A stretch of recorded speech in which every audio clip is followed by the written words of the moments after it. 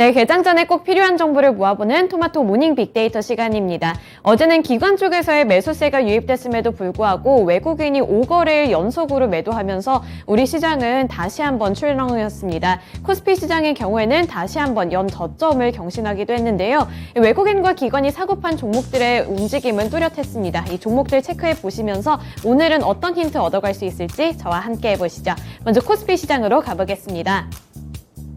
네, 외국인이 가장 많이 매수한 종목들 살펴보시면 네이버, 하이브, 한국항공우주, NC소프트, 일동제약처럼 성장주들을 위주로 어제는 매수하는 모습이 나타났는데요.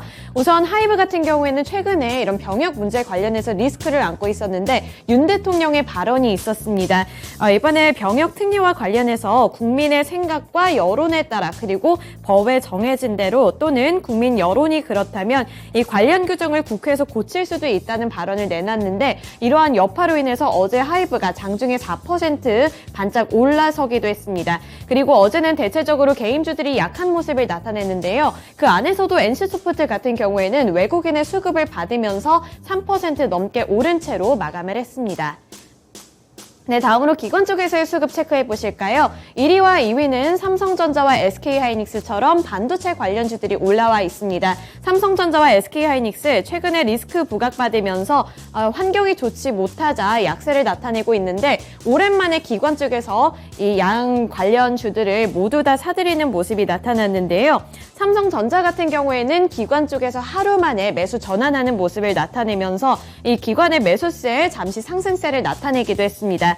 그리고 SK하이닉스 같은 경우에는 최근에 주가가 계속해서 하락하고 있는 가운데 기관 쪽에서는 5거래일 연속으로 매수하는 모습이 나타났습니다.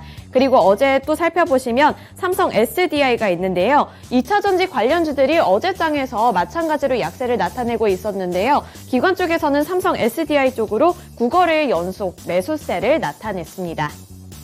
네, 다음으로 매도 리스트 체크해 보겠습니다.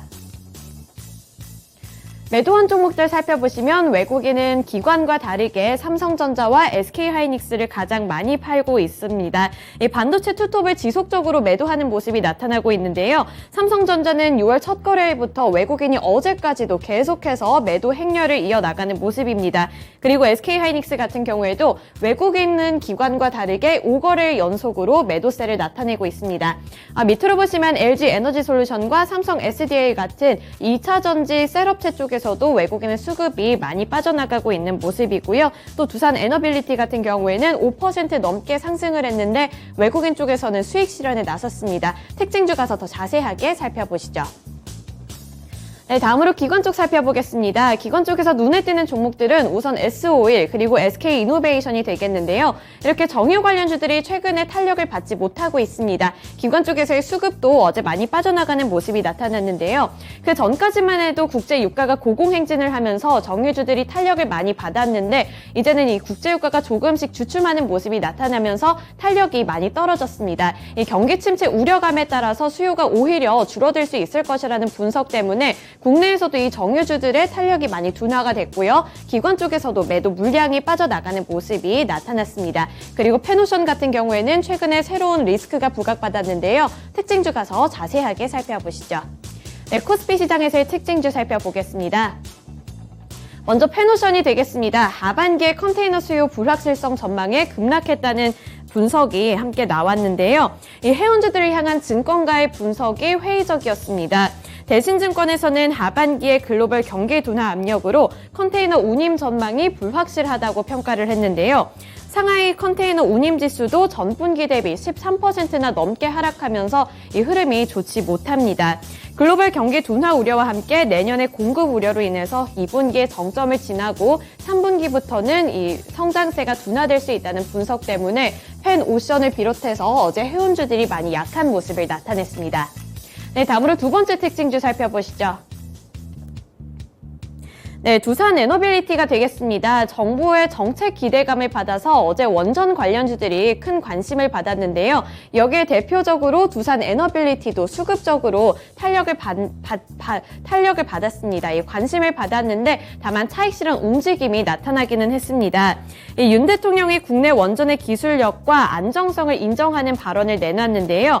원전 세일즈를 위해서 정부가 원전 산업을 장려하겠다는 발언에 따라서 투자자들의 기대가 기대감이 많이 모였고요. 이에 따라 두산 에너빌리티의 주가는 많이 오른 채로 어제 장을 마쳤습니다.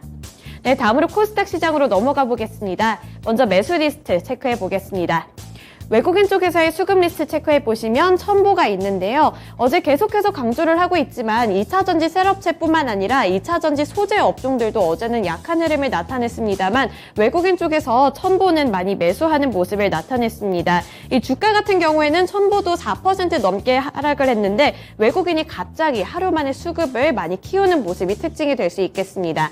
그리고 엔터주 쪽에서는 JYP 엔터테인먼트 쪽으로 외국인의 수급이 들어왔고요. 또 밑으로 보시면 모트렉 셀트리온 헬스케어 그리고 안랩 쪽으로도 외국인의 매수세가 유입이 됐습니다. 네, 기관 쪽에서의 매수 리스트 살펴보겠습니다. 먼저 1위는 셀트리온 헬스케어인데요. 최근에 셀트리온 그룹주 그리고 셀트리온 헬스케어가 계속해서 시장에 관심을 받고 있고요. 또 알테오젠, ABL 바이오, 레고캠 바이오와 HLB처럼 기관 쪽의 수급 특징은 분명했습니다. 이렇게 제약 바이오주들 쪽으로 기관의 수급이 많이 들어왔는데요. 어제같이 약한 흐름 속에서 이런 제약 바이오주들이 시장에 관심을 받았는데 기관 쪽의 수급이 몰렸다는 점이 시장의 특징이 될 수 있겠습니다. 네, 다음으로 매도 리스트 체크해 보겠습니다. 보시면 에코프로비엠, LNF, 외국인이 가장 많이 매도한 종목이 되겠습니다. 이렇게 2차전지 소재에 관련해서 많이 매도를 하는 모습이 나타났는데 LNF 같은 경우에는 외국인이 그 전날까지만 해도 저가 매수세를 나타냈습니다만 하루 만에 매도 전환을 했습니다. 심지어 그 매도 물량도 큰 폭으로 나타나서요. 그 부분 참고해 주시면 좋을 것 같고요. 또 밑으로 보시면 위메이드, 게임주에서 어제 급락하는 모습 나타냈죠. 이렇게 신작 출시 다음에 20% 가까이 하락하는 모습을 나타냈는데 외국인의 수급도 많이 빠져나가면서 주가에도 영향을 줬습니다. 또 CIS, 위니아에이드 쪽에서도 외국인의 매도 물량이 출회됐습니다.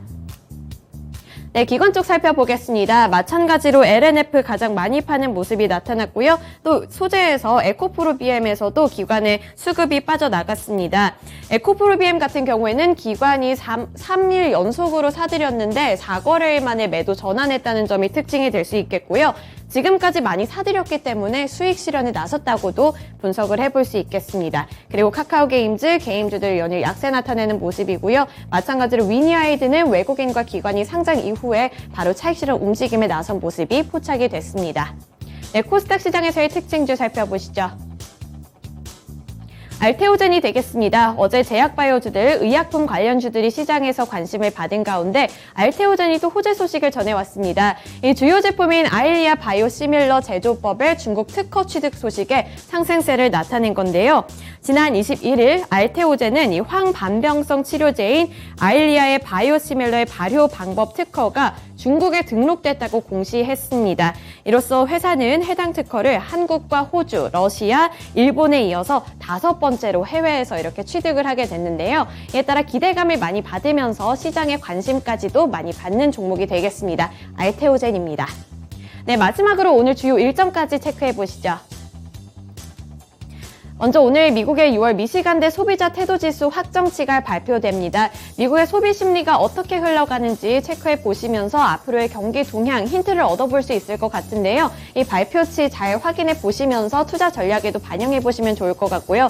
또 최근에 EU, 유럽연합에서 정상회담을 열고 있습니다. 오늘이 2일차인데요. 폐막하는 날이라고 하니까요. 어떠한 결론이 나오고 또 어떤 가시적인 움직임 나올지까지 체크해 보시면서 투자 전략에도 반영해 보시길 바라겠습니다. 오늘도 성공 투자하시길 기원하겠고요. 지금까지 토마토 모닝 빅데이터 시간이었습니다.